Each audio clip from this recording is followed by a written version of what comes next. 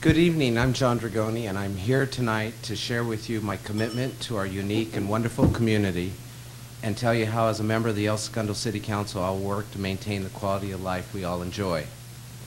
I'd like to thank the League of Women Voters and the Chamber for hosting the forum, and especially all of you for coming out to hear what I and the other candidates have to offer El Segundo.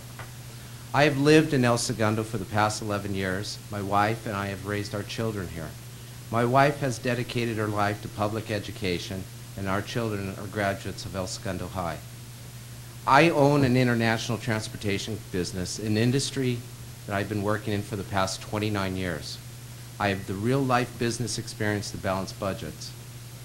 I cannot go to the voters for tax increases or bond measures to supplement revenue. I do not have a board or advisors to guide me.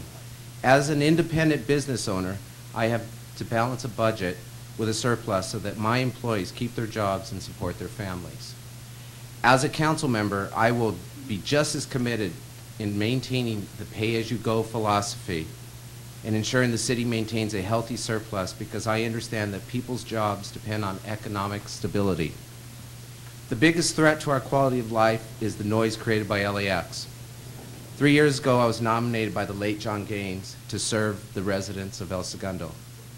As the co-chair of the LAX Advisory Committee, I have been a fierce supporter of regionalization, and I feel that stopping LAX expansion from creating more noise in our community is the most important challenge of the next council.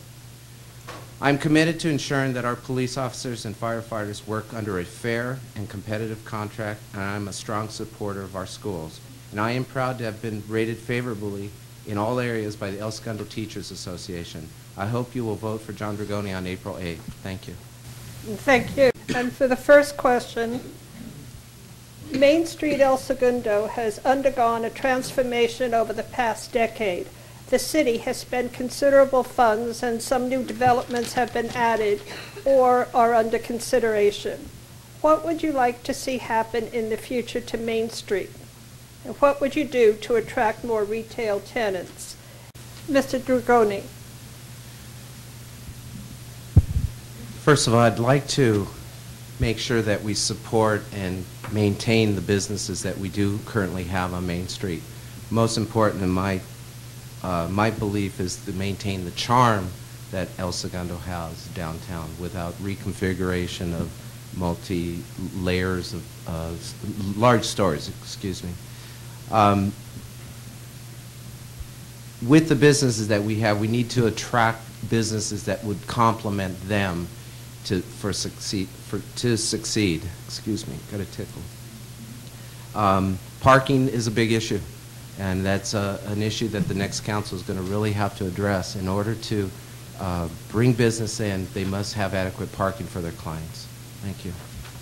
And we're going to start with Mr. Dragone.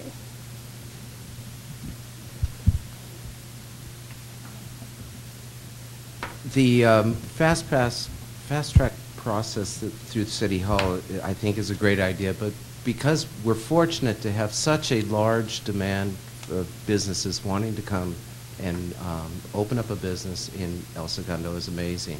I think City Hall has done a fantastic job at trying to maintain the paperwork flow and accommodating to the contractors and architects.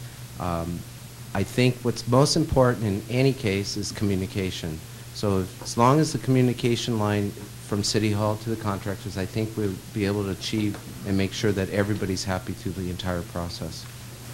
Thank you. Mr. Bush. Thank you. This has been a specific challenge for our city over the last year. We've had 6 empty positions in the last few months in our building and planning and safety department. And just in the next couple weeks, all those 6 positions that are budgeted for, that are open, will have been filled, which will go a long way to help work on our backlog. The City Council also recently approved $350,000 in additional funds to work through that backlog, and I specifically asked our city in our last council meeting to come to us with statistics.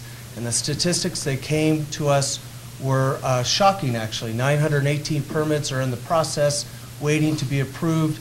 The process can take over 6 months. That has to be addressed. The staff is working on it, and I am keeping a very close tab on it because I've heard about this issue time and time again from both our residents, our builders, our developers, and our large businesses. It is absolutely a crucial issue we have to resolve. Thank you. Mr. Jacobson. Yes, this problem really snuck up on us because of the positions that were vacated, people moved to other cities, business development mushroomed. We got many more permit requests and so forth. The fast tracking was not able to be done because everybody was asking for the fast track. It was a very cheap way of trying to get the permit through. So when you put all that into the pipeline, it just slowed it down. We have now budgeted more, which will be coming back with return of more permit fees and so forth. So it's not a budgeted item. It's going to pay for itself. But we're trying to catch that backlog up, and I think we will be doing it fairly shortly. We need the statistics, but I don't want the statistics to hold up getting those permits out. Thank you. Mr. Georges. Yes, thank you. Well, we have to find ways certainly that will be of good instructional use to people seeking permits and outlined on the internet and such.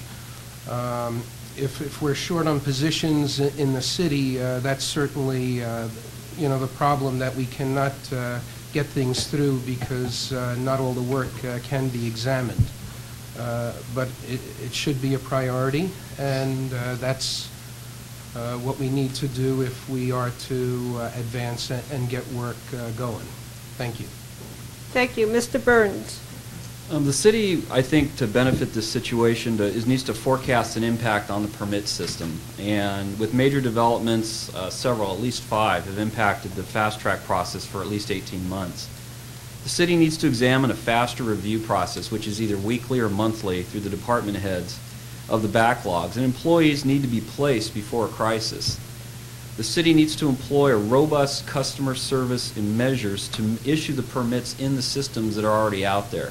And I believe that if the city addresses the customer service issues, develops a fast track and review process, the permits that need to be issued now can be addressed, and we can expedite the issue of further permits as they're processed in the future. Thank you. Thank you. And we're going to start with Mr. Dragone.